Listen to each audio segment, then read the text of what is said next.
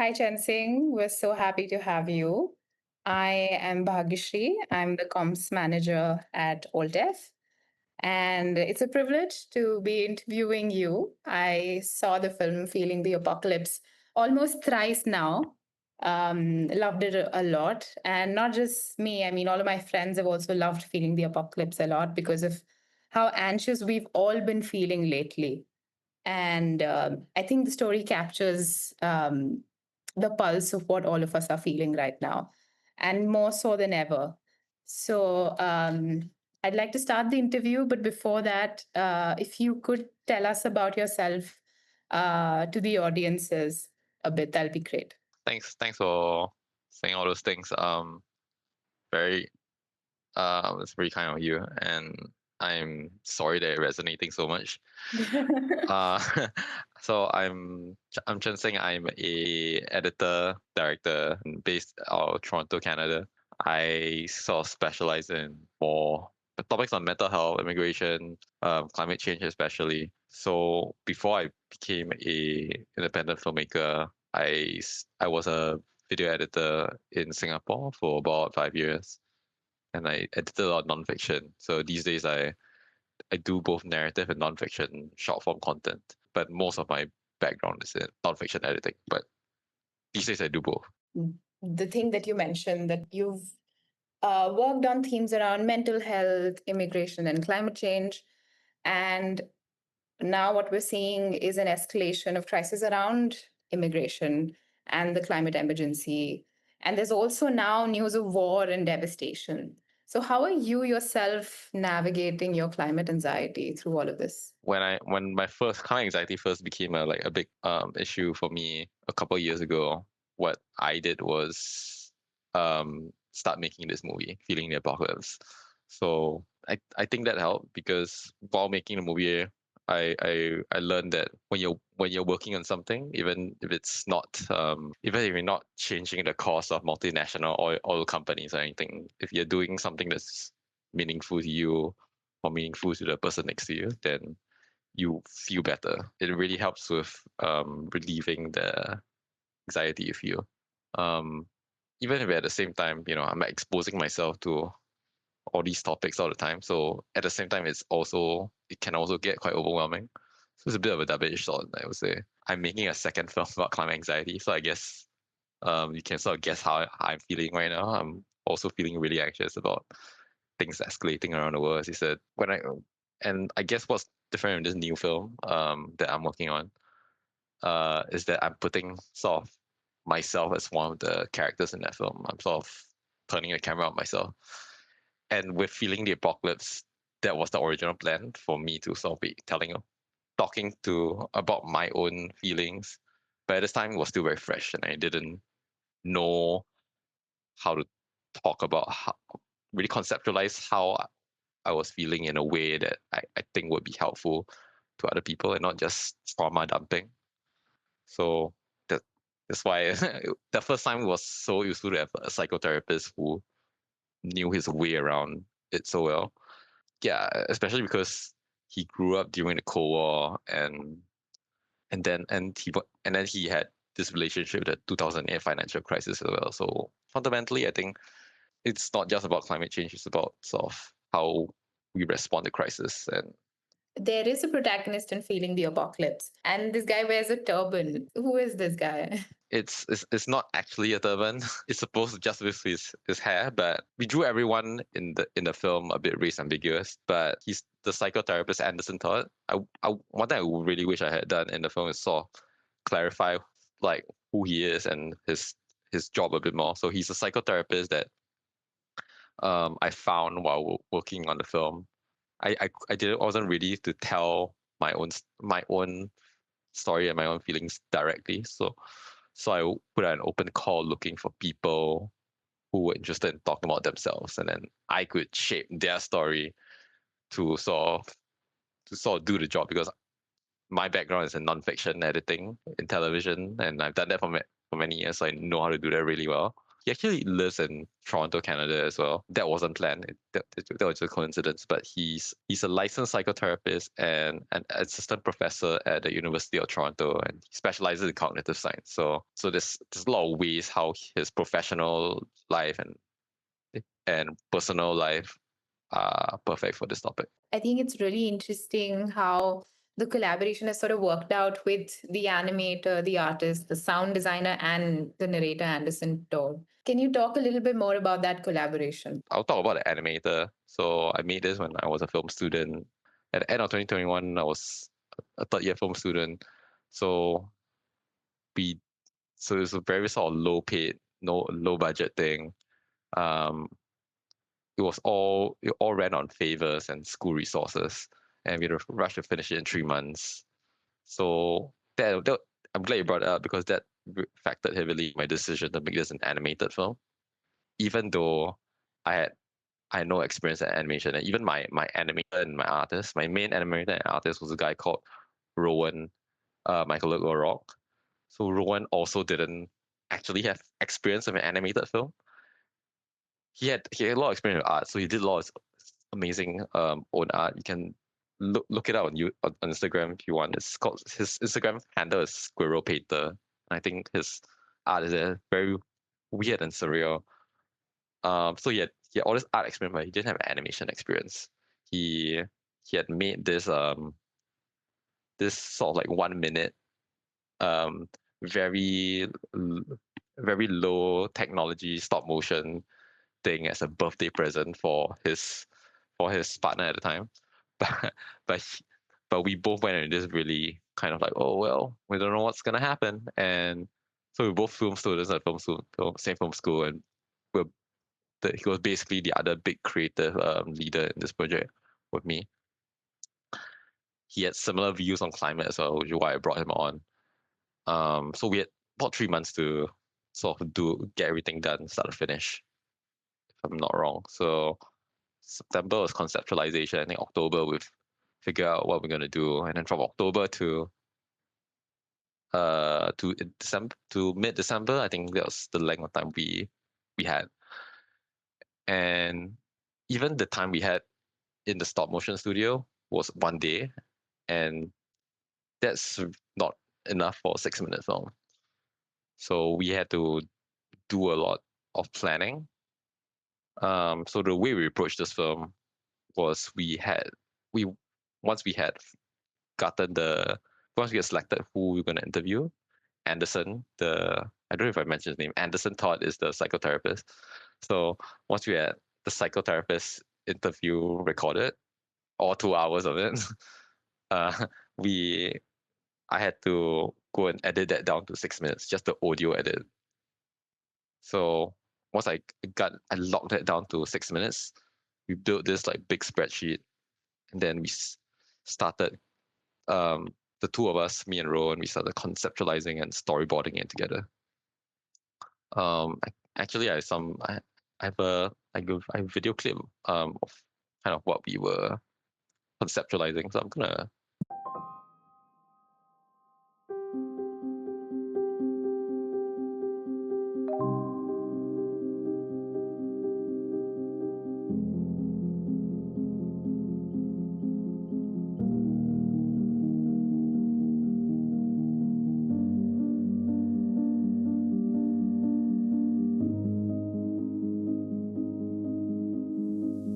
So on the left side, you see this animatic.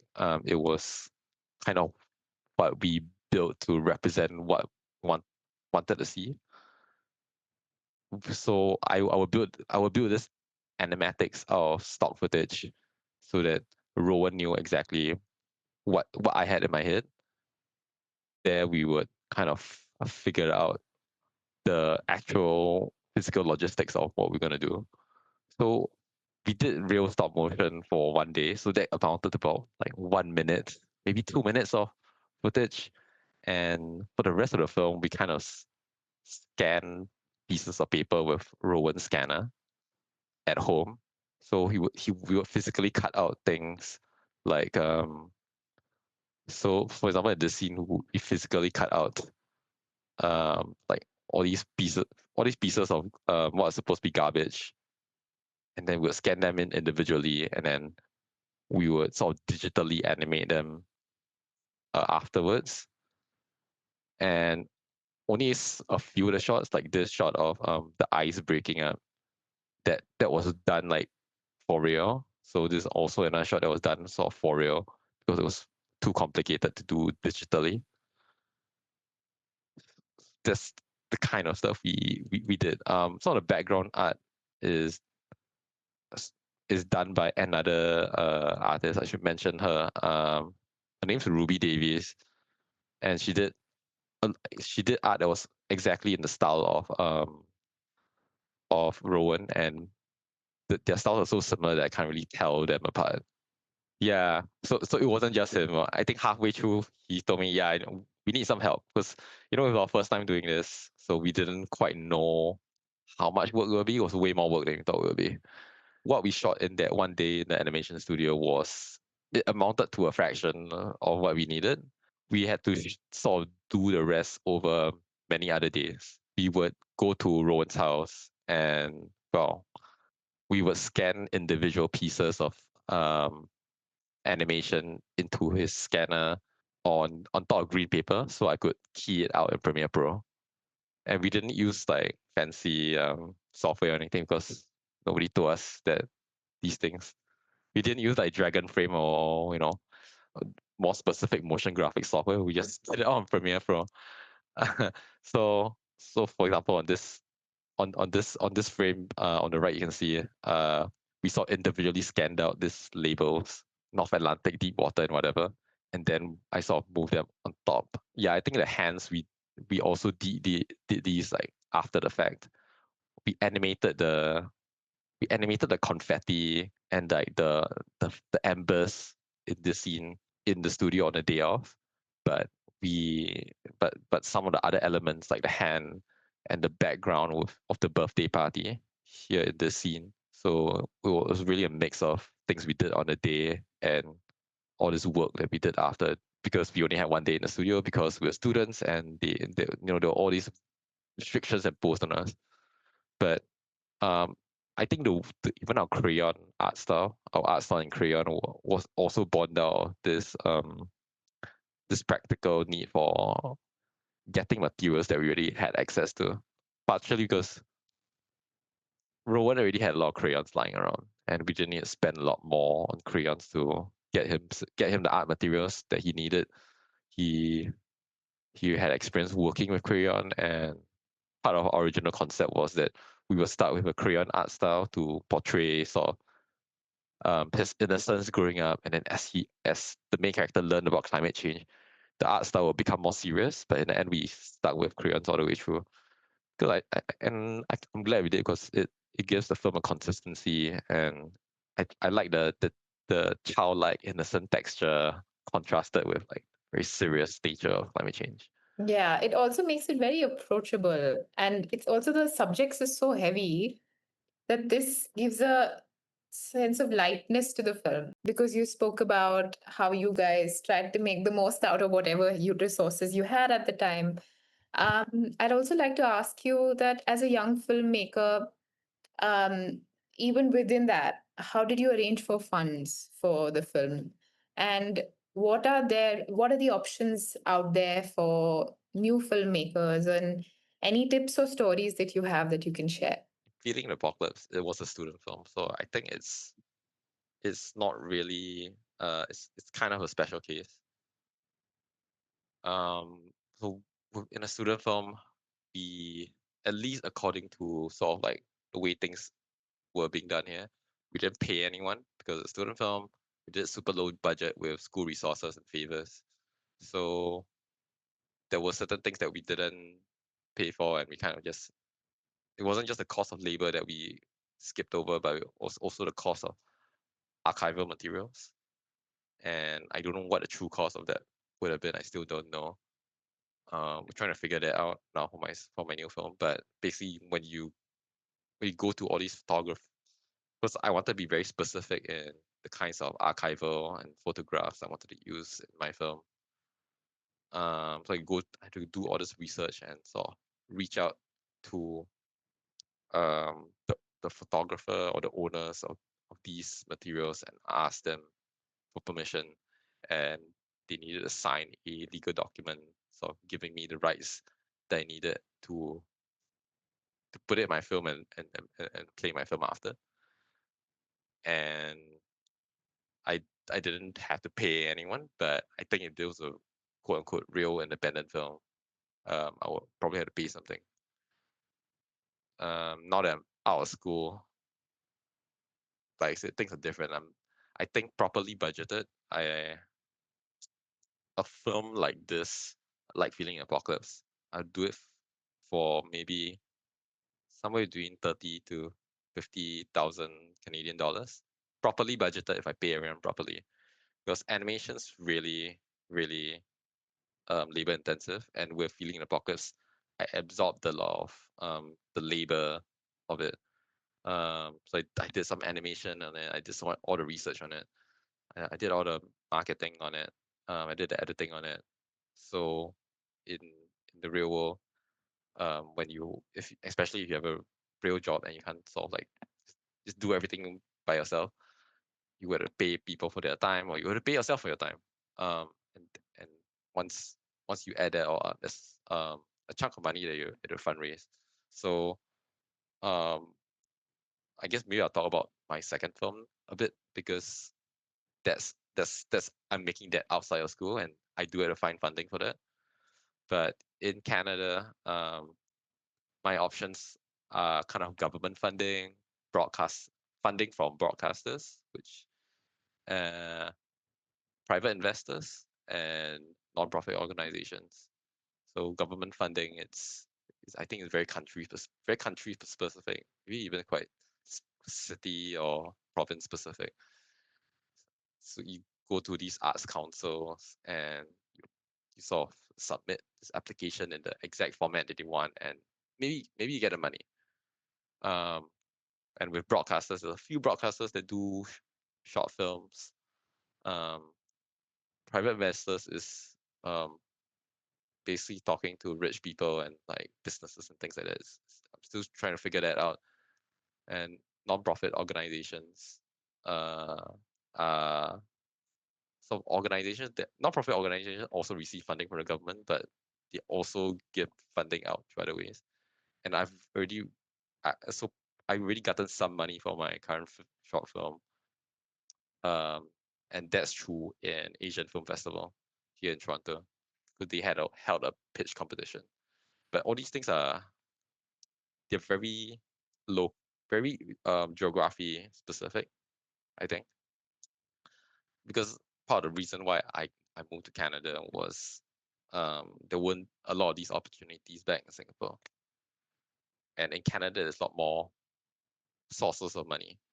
But I don't know where your viewers are watching from, so I feel like one of the things I want to tell people is when you go online and you look for advice on funding, you're going to look for advice from people are who are in the same place you are, people who and people who are of similar social economic status.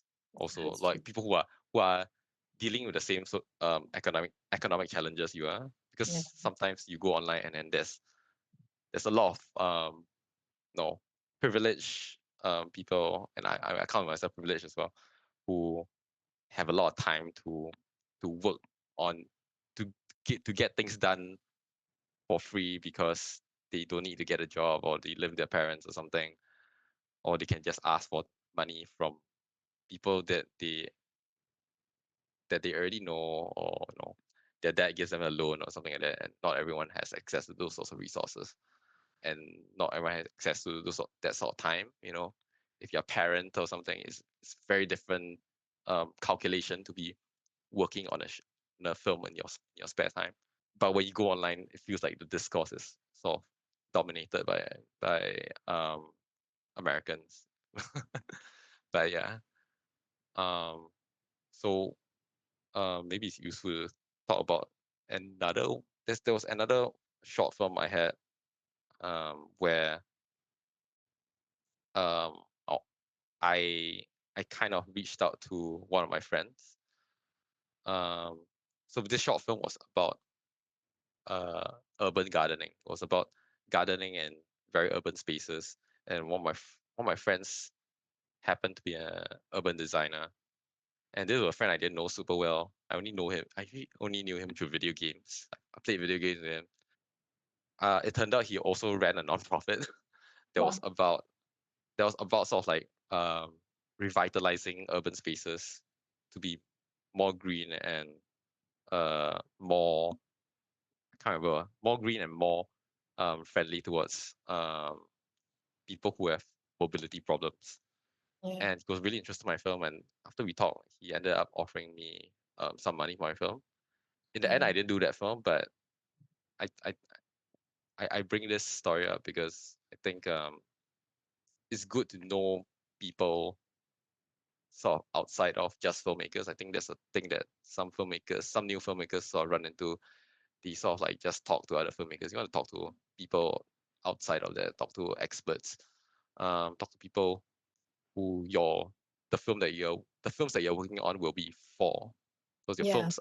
your films are as as you get further in your career, your films must be for someone. They can't just be. I mean, they could be just all for yourself, but the way I like to do filmmaking, I like to have my target audience in mind beforehand, and if possible, sort of talk to those people in Mm. development while you're still developing your film. It's not just good for sort of crafting your film. Sometimes you find that these people are willing to support you in making the film as well. Sometimes financially. I would have loved a film about urban gardening because I'm just trying to start a garden outside my apartment and I have no resources. So if you can make that film, it'll be great. Yeah, I it's funny because I did quite far into the process. I started interviewing people and stuff like that. But what I realized was it started to feel like it wasn't quite my story to tell. when do Yeah, you when do you know that this is not your story to tell?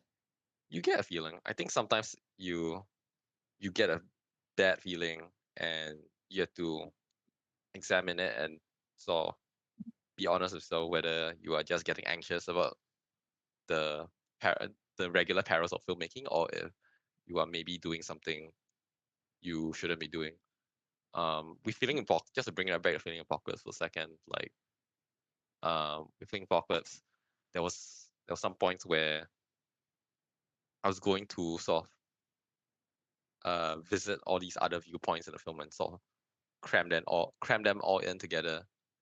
And I realized at some point that if I crammed all these viewpoints into a 6 minute film, nobody really would have room to breathe, and I would kind of be tokenizing sort of like all their voices. And it was this, I think, it was a similar realization with this other film as well. This film about urban gardening. Because I realized there was a lot of because my film was about the local politics of it, and as I got further into it, people started to talk. People started to tell me like, "Hey, this person shouldn't be trusted. Don't trust that person." And I started to realize, okay, this situation may be too complex for me to really sort of get a handle on. And it's not that it couldn't be done, but I realized that I didn't really know how to do it. And that's I think when I decided to step away. Moving on to what has been the response to feeling the apocalypse at large? I do know that it's been shown at numerous schools and institutions, but has anyone shared a moment where they felt something they hadn't before? I think I'm always most surprised by how common these feelings are. Um, in terms of specific moments, recently there was this person was married and they told me about they said they had discussions at a dinner table with their partner about um having kids, uh, specifically in relation to climate change, and that surprised me greatly. I'm not like a parent, but so maybe that's why I these things surprise me. But when I made this film, it the climate anxiety and sort of like the idea of making life choices based on climate change, even though it made sense, but it felt like it felt so out there. It felt like um it was such a wild concept to be making decisions on the likely or possible, you know, end of our ecosystem, end of our civilization. And I, for context, I grew up in Singapore, and even now in Singapore, I think that most people don't care in Singapore. Um, we live in a bubble, and for world events, it feels like it's always someone else's problem. The government will fix it with technology. Um, we can't fix the overall problem, so why bother paying any attention? It's that kind of attitude all the time. And in Singapore, bringing up climate change, I mean, for is a little will make you sound a little strange in normal conversation, let alone like bringing up climate change as a reason to plan your life around, as a reason to maybe not have kids. I feel like that would be a crazy thing to say there even now. And I guess I assumed it will be the same here in Canada. And some some people do things like that, but I was recently looking at the statistics for my new film, and it's like 8 in 10 young people in Canada are like really worried about climate change, and that's like wow, I didn't know that. But I think it makes sense because in Singapore don't we don't get direct climate impacts other than increasing heat. I think and increasing heat and sort of indirect impacts like economic impacts, things like that. So it's easier to ignore in a sense. But in Canada, it's like when I was making this film and the atmospheric river hit Vancouver, and then it flooded like there was a massive flood. It took out the highways connecting Vancouver to the rest of Canada, and Oh man. and just before making the film, I think there were wildfires up north that sort of turned the moon red for a week or so. And you could see in Toronto the moon was just red because of wildfires happening elsewhere in the country. Oh my God. Yeah. Yeah, so it's a lot more real in Canada. It's a lot less abstract. Anyway, I've gotten off topic. Um, It's fine. Yeah. yeah, people here talk more openly about climate change, so I Yeah. think I'm like always extra surprised. I'm surprised by how Yeah. relevant it is. I always think I thought it was gonna be a really niche thing, and in some ways it is, but it's more of I think it's more of a question of like at this point more of a question of whether you how much you ignore it versus a Yeah. question of how much you're aware of it. Yeah. Um, yeah. But I also wanted to understand from you, growing up in Singapore, what made you sensitive to climate change? Like, as you say that maybe it's something that's looked at as something very distant. What was different for you growing up? What changed was I moved to Canada. That was really what that kind of set things off. It wasn't really the act of moving to Canada. It was well, I started making this film at the end of the pandemic. So during the pandemic, I was spending a lot of time on the internet. So in Singapore, you know, I mean, it's not like they didn't treat global warming as a real thing. They did. I was learning in school. You believe it exists, but it was always this far away thing that was like you'll fix it with technology. And we get heavy rains and heat too, but it's easier to ignore in Singapore because in Singapore there's the infrastructure is well built to mitigate a lot of those direct impacts. And I think sort of our culture is just very predisposed to just sort of like pushing these problems aside and concentrating on like what's directly in front of us. In Canada, I think there was if I had to point to like a specific thing that sort of like made it less abstract for me, because even now it's still very abstract for me because even though I in Toronto we there's it's not like there's a tornado ripping through downtown or anything like that. It's still kind of abstract for me. It's just more serious now. And I realize like just because it's abstract doesn't mean you can't have that anxiety. You can still be worried because it's not just about what has already happened to you. It's also about realizing what's gonna happen in the future, not just to you, but to people you know and people that you don't know. But if I had to point to specific thing, it's a specific thing is actually I think it was probably this random YouTube video I saw. It's called the climate change debate is long over and there's nothing you can do about it. That's the title of the video, and it's actually a video clip of a TV show called The Newsroom. It's kind of a satirical um, clip this of this satirical but very well written like scene where this climate change scientist, he goes on TV and he's interviewed about what's gonna tell us about what we should or do about climate change. Tell us about what's gonna happen. And this scientist, unlike real life, he just doesn't pull any punches at all. Just like, yeah, the sky's gonna darken. Millions of people are gonna die. Yeah, we're too late. We were too late 20 years ago or something. And the way he delivered it is so funny. But I think watching that, I realized the reason I found it so funny was because it was really true. Yeah. And I think that kind of like I couldn't stop rewatching that clip, and I kind of like just went down a rabbit hole from Mm. there. And um yeah, I think with my film, with my new film, sorry to keep plugging that, but No, please um talk about it because I was just gonna ask about that and just details on it. When is it coming out? oh, And what's in it? with that new film, yeah, just trying to focus more, focus more on humor to get people into the topic of climate change, because it's hard to talk to people about climate change often if they're not already sort of predisposed to talking about this kind of stuff. They might shut down or whatever. And I think I was one of those people before, who would shut down or like push the subject aside if you brought up climate change around me. And with feeling apocalypse also, people often bring up the humor as one of the memorable parts. So with this new animated short film that I'm working on, Hiroshima's per second, we're gonna be deliberately we're gonna be doing a lot of humor in it, not like skits or anything, but we are going to sort of play out the quirkiness, the surrealism, the absurdity of what's happening and mine that for humor.